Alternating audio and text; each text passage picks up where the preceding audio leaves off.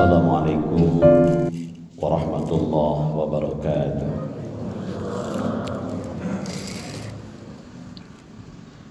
Alhamdulillah, Alhamdulillah, Alhamdulillahi Rabbil Alamin ala kulli halin wa ni'matin alaina. Ya Hanan, Ya Manan, Ya Dayan, Ya Sultan, Ya Dzul Jalali wal Ikram. Allahumma salli ala Sayyidina Muhammad wa ala ali Sayyidina Muhammad, amma ba'du. La ilaha illallah, la mawjuda illallah, la ma'buda illallah, la matluba illallah, la maqsuda illallah. Bismillahi tawakkalna ala Allah, la hawla wa la quwwata illa billah. Maha suci Allah, segala puji hanyalah milik Allah. Alhamdulillah, di pagi yang berbahagia ini Allah kembali pertemukan kita. Semoga dalam pertemuan kali ini Allah menurunkan kepada kita hidayah, inayah, sehingga hidup kita lebih berkah di hadapan Allah Subhanahu wa ta'ala. Tatkala Allah kembalikan kemampuan melihat kita, tatkala Allah kembalikan kemampuan mendengar kita, tatkala Allah kembalikan ruh sepenuhnya ke jasad kita, begitu kita bangun, terucap sebuah doa dan pujian kepada Allah. Alhamdulillahilladzi ahyana ba'dama amatana wa ilaihin nusur. Kita panjatkan rasa syukur kepada Allah, karena setelah Allah cabut kemampuan melihat mata kita, setelah Allah cabut kemampuan mendengar telinga kita, setelah Allah cabut kesadaran dalam ruh kita, Allah kembalikan. Dan hari ini, pagi ini, saat ini, Allah izinkan kita untuk hadir di majelis ilmu, untuk hadir di rumah Allah. Banyak orang yang pagi ini masih terlena, masih terlelap, masih terbuai dunia impian. Alhamdulillah, Alhamdulillah, kita bisa hadir di rumah Allah. Ini adalah benar-benar atas hidayah, petunjuk Allah, inayah, pertolongan dari Allah Subhanahu wa ta'ala. Semoga kedatangan kita di rumah Allah sesuai dengan janji yang disampaikan oleh Rasulullah Muhammad sallallahu alaihi wasallam. Bikulli qadamin, tiap langkah orang datang ke masjid untuk sholat berjamaah, setiap langkah Allah gugurkan dosanya, setiap langkah Allah angkat derajatnya. Semoga kita termasuk di dalamnya. Hadirin yang dimuliakan Allah, tak lupa salawat beserta salam semoga senantiasa tercurah limpah kepada Nabi kita, Nabi besar Muhammad sallallahu alaihi wasallam. Beliau adalah manusia terbaik, manusia teragung, manusia termulia, manusia yang suaranya begitu indah. Kalau Nabi Daud alaihi salam berkata-kata, burung yang sedang terbang berhenti karena indah suaranya. Kalau Rasulullah Muhammad sallallahu alaihi wasallam berkata-kata, bukan hanya burung, daun yang sedang jatuh berhenti sejenak untuk bersolawat kepada Rasul, karena begitu indah suara beliau. Beliau adalah manusia teragung, manusia termulia. Keagungan beliau, kemuliaan beliau bukan hanya diakui oleh umat Islam, bukan hanya diakui oleh manusia, tetapi langsung diakui oleh Sang Pencipta manusia. Wa innaka la'ala khuluqin azim. Di dalam diri Rasulullah terdapat akhlak yang sangat agung. Hadirin yang dimuliakan Allah, pantas dan seharusnya kita senantiasa bersolawat kepada Rasul. Kita mengentuk pintu langit dengan zikrullah, memperbanyak zikir kepada Allah, memperbanyak solawat kepada Rasul. Kenapa? Karena Allah dan para malaikatnya bersolawat kepada Rasul. Ya ayyuhalladzina amanu sallu alaihi wasallimu taslima. Kalau kita memiliki keimanan kepada Allah, sepantasnya kita bersolawat kepada beliau. Beliau adalah manusia yang telah merubah minad dhulumati ilan nur, merubah peradaban manusia dari kehidupan yang penuh dengan kegelapan ilan nur, menuju kehidupan yang penuh ketauhidan. Hadirin yang dimuliakan Allah, Rasulullah mengingatkan kita akan hakikat hidup. Minallah, kita datang dari Allah. Fillah, hari ini kita hidup di bumi Allah. Ilallah, kita semua akan kembali kepada Allah. Ini yang diingatkan oleh Rasul kepada kita. Pada prinsipnya, prinsip awal manusia berpikir minal maddah bil maddah ilal maddah. Hidup merasa datang dari materi. Hidup adalah sebuah pertemuan antara spermatozoa dan ovum. Kemudian terjadilah kehamilan, kemudian terjadilah kelahiran. Itu yang dipikirkan oleh prinsip kehidupan awal. Minal madah, hidup datang dari materi. Fil madah, di dunia yang dipikirkan hanyalah materi. Ilal madah, karena mereka mengira setelah meninggal hanya akan menjadi seonggok materi, menjadi jasad yang kaku karena ditinggalkan oleh ruh. Itu salah besar, karena kita datang dari Allah. Hari ini hidup di bumi Allah. Setiap kita pasti akan kembali kepada Allah. Kita hidup di bumi Allah, sudah selesai semua jaminannya oleh Allah Subhanahu wa taala. Asy-Syaikh Al-Imam Ibnu Athaillah As-Sakandari dalam sebuah bait Al-Hikam yang sangat indah, beliau menyampaikan sebuah nasihat. Iztahiduka bima duminalaka wa taksiruka mimma tuliba minka dalilun ala intimasil basirati minka. Iztahiduka, bersungguh-sungguhnya engkau terhadap apa yang telah Allah jamin. Iztahiduka mimma duminalaka, bersungguh-sungguhnya engkau mimma duminalaka, tentang apa yang telah dijamin oleh Allah. Apa yang dijamin Allah? Rizki telah dijamin Allah. Tatkala Allah kembalikan ruh ke jasad kita di hari ini selesai urusannya di hadapan Allah. Berapa drum kita minum di hari ini, berapa kuintal kita makan di hari ini, berapa jatah rizki kita di hari ini, sudah selesai di hadapan Allah. Kita tidak pernah tahu di mana jatah rizki kita. Mungkin ada di tengah lautan, mungkin ada di tengah hutan belantara, mungkin ada di seberang lautan sana. Hadirin yang dimuliakan Allah, sesungguhnya jatah rizki kita tahu di mana kita berada. Setelah pengajian, kita makan, kita sarapan pagi, tataplah ikan yang ada di hadapan kita. Di laut mana ikan itu hidup? Kalau jatah rizki kita Allah datangkan ke depan kita. Kita tatap nasi yang akan kita makan. Di tanah mana padi itu ditanam? Kalau jatah rizki kita Allah datangkan ke hadapan kita. Kita tatap tempe, di tempat mana kacang itu tumbuh? Kalau jatah rizki kita Allah datangkan ke tempat kita.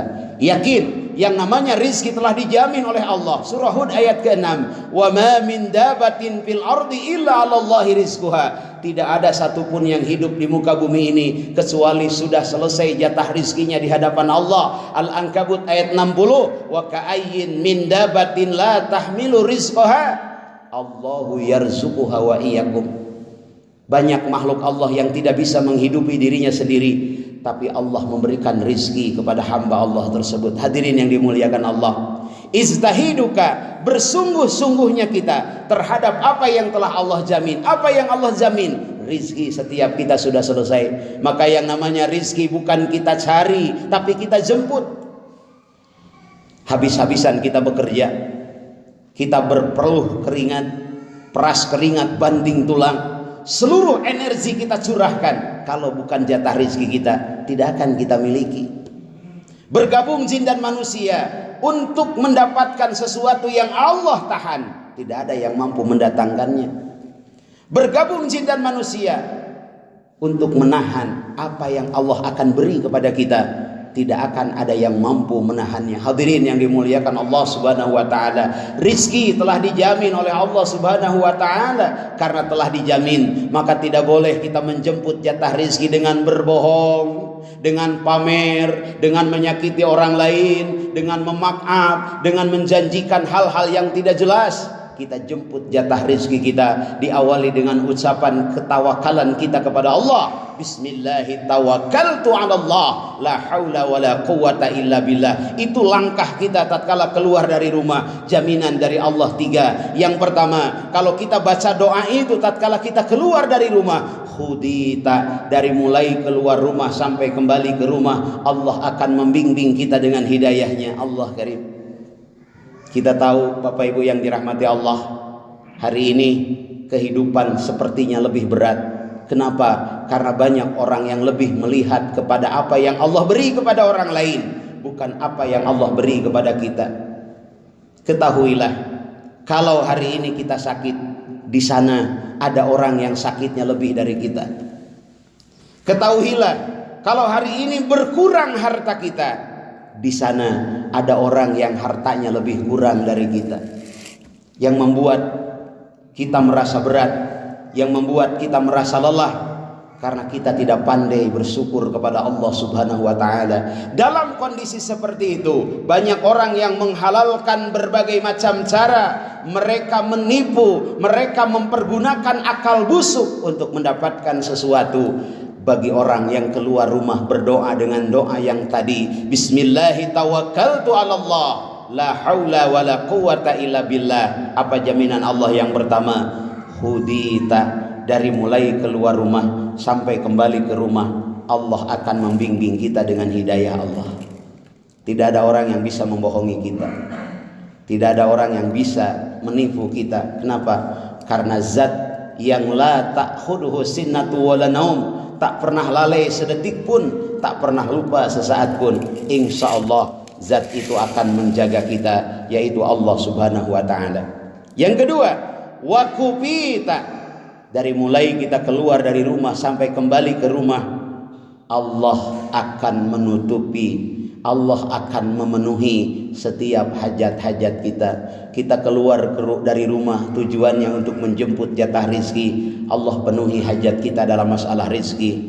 Keluar dari rumah tujuannya untuk suatu keinginan, Allah kabulkan keinginan itu.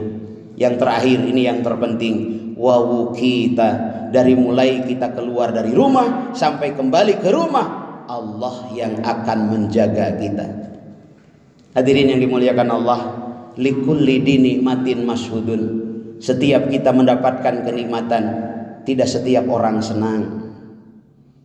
Usaha kita maju, kita semakin soleh, jabatan kita naik, keluarga kita sejahtera, anak-anak pada soleh, pada pintar, ahli Quran. Tidak semua orang senang. Likulli dinikmatin masyhudun. Kita mendapatkan kenikmatan, ada saja orang yang hasud. Usaha orang lain sedang jatuh, usaha kita tetap jalan. Tidak semua orang senang. Likulli dinikmatin masyhudun. Setiap dapat kenikmatan, ada saja ada orang yang hasud kepada kita. Boleh jadi teman kita, boleh jadi keluarga kita, bahkan boleh jadi sahabat kita, boleh jadi orang yang kita kenal atau orang yang tidak kita kenal. Setiap ada kenikmatan, di situ ada orang yang tidak senang.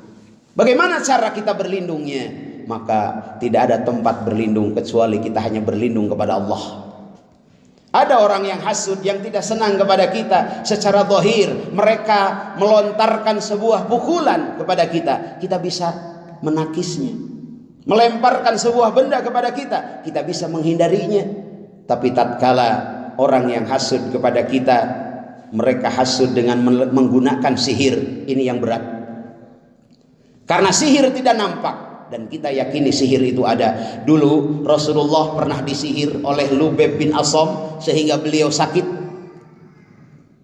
Mungkin ada pertanyaan di hati kita, Ustaz, kenapa Rasulullah tidak dijaga oleh Allah sehingga sakit? Beliau adalah uswatun hasanah. Beliau sakit agar menjadi contoh bagi kita bagaimana mensikapi sakit, bagaimana mengobati sakit. Rasul pernah sakit melalui sebuah sihir yang dilemparkan oleh Lubeb bin Asam dengan sebuah benda yang disimpan di dekat sebuah sumur. Kemudian Allah turunkan malaikat Jibril dan Mikail. Jibril dan Mikail berdialog di sebelah Rasulullah yang sedang sakit. Di situ Jibril dan Mikail berdialog tentang bagaimana mengobati sebuah sihir. Allah menurunkan Al-Quran surah Qul a'udzu birabbil falaq, surah Al-Falaq dan surah An-Nas. Dan ini menjadi asbabun nuzul ayat tersebut, surah tersebut. Maka sembuhlah Rasulullah SAW. Sihir, ada yang membuat rumah tangga berantakan. Tiba-tiba sang suami menjadi iri dan menjadi benci, atau menatap istri dengan penuh rasa benci. Istri mendadak tidak senang kepada suami. Ada anak yang menjadi tidak hormat kepada orang tua. Ada teman menjadi tidak senang dengan teman yang lain. Sihir bisa membuat kondisi hati menjadi seperti itu. Yuwaswisu fi sudurin nas minal zinnati, karena sihir dibawa oleh kalangan jin. Maka tatkala kita berlindung kepada Allah, walaupun sihir sekalipun tidak akan mampu mencelakakan kita, dengan doa yang tadi, Bapak Ibu yang dirahmati Allah, kita dari mulai keluar rumah sampai kembali ke rumah, Allah akan menjaga kita dengan pertolongannya. Hadirin yang dimuliakan Allah, iztahiduka bima duminalaka, bersungguh-sungguhnya kita dengan apa yang telah Allah zamin. Wa taksiruka mimma tuliba minka dalilun ala intimasil basirati minka, sementara kita lalai akan perintah-perintah Allah, ini adalah bukti atau ini adalah tanda mata hati kita sudah buta. Ini tema kita pagi hari ini. Salah satu tanda mata hati kita buta adalah kita sibuk dengan apa yang telah Allah zamin, tapi lalai akan perintah Allah. Padahal kita ulang-ulang dalam sholat, iyyaka na'budu wa iyyaka nasta'in. Sama kan Fatihahnya, Pak? Sama ya. Iyyaka na'budu wa iyyaka nasta'in. Tahajud dulu baru Allah angkat derajat kita.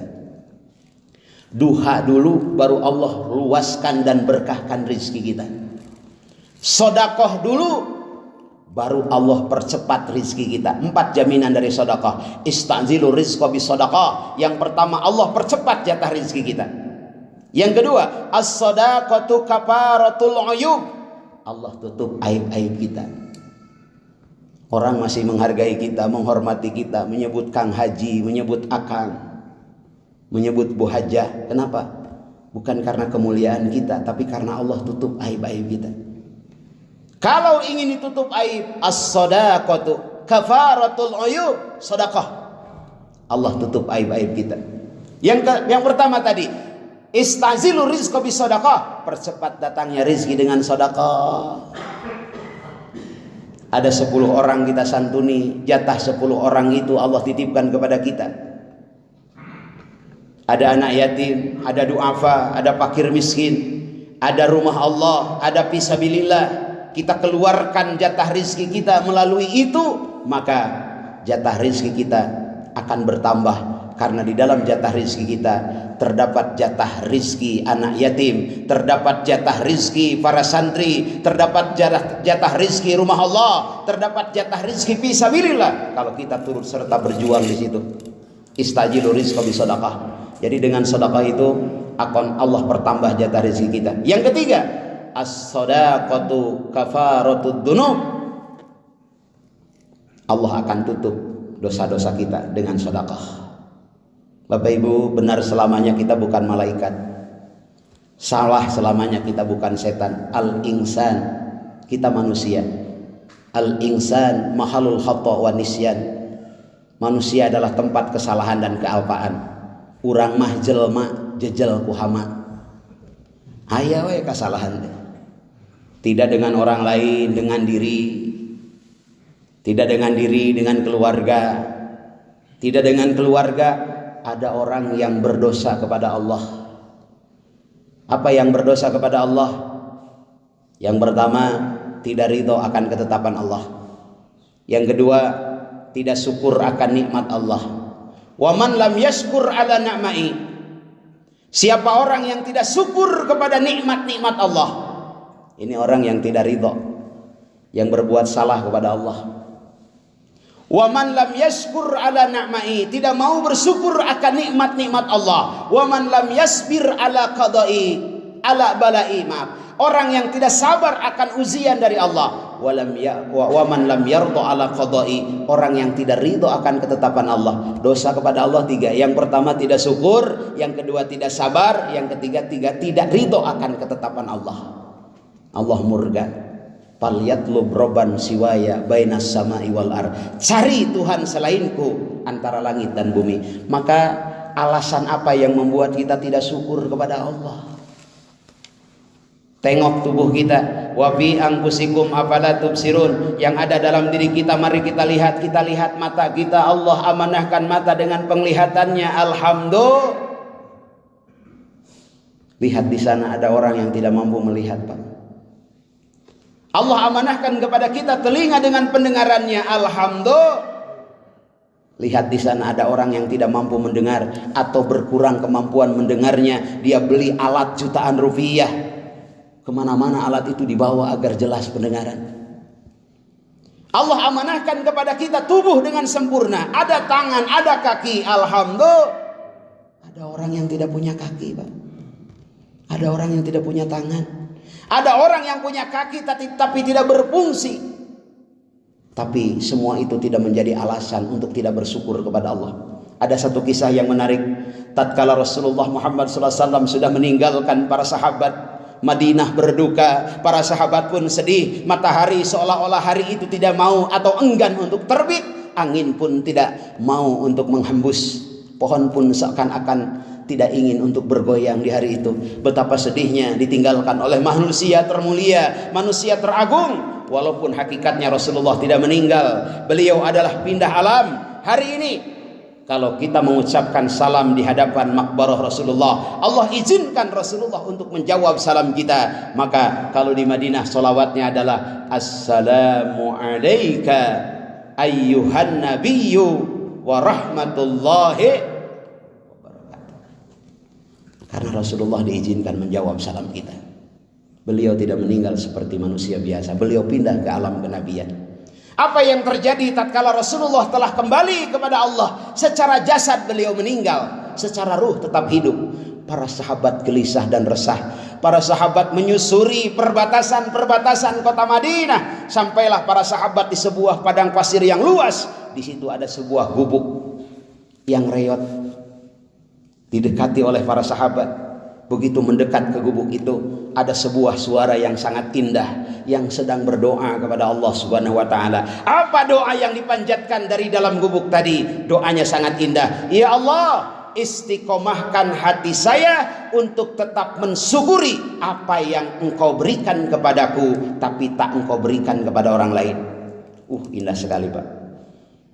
Ya Allah, istiqomahkan hati ini untuk terus bersyukur akan nikmat yang Kau berikan kepadaku dan tidak Engkau berikan kepada orang lain. Nikmat apa itu? Para sahabat kemudian bertanya-tanya, mendekati gubuk tua itu. Begitu masuk ke dalam gubuk, didapati seorang laki-laki yang tidak mampu melihat, tidak mampu berjalan, tidak mampu melihat, buta namanya, tidak mampu berjalan, lumpuh namanya. Kondisi seperti itu, dia masih mampu berdoa kepada Allah. Ya Allah, istiqomahkan hati ini dalam bersyukur kepadamu akan nikmat yang Kau berikan kepadaku tapi tidak diberikan kepada orang lain. Kita perlu bertanya, Pak. Mata kita masih melihat, kaki kita masih berjalan, tapi sudahkah kita mampu berdoa seperti itu? Para sahabat bertanya, wahai fulan, apa yang membuat engkau berdoa seperti itu? Orang tadi kemudian menjawab, wahai kekasih-kekasih Rasul, begitu mudah untuk Allah untuk mendatangkan angin puting beliung, kemudian meluluh lantahkan gubuk tua ini. Kemudian saya kepanasan, saya kehujanan, tapi Allah tidak menakdirkan itu. Bukankah itu adalah nikmat yang Allah berikan kepadaku dan tidak diberikan kepada orang lain? Satu, Pak. Yang kedua, wahai kekasih-kekasih Rasul, bukankah mudah bagi Allah mendatangkan seekor binatang buas masuk ke gubuk ini, kemudian mencabik-cabik tubuh ini?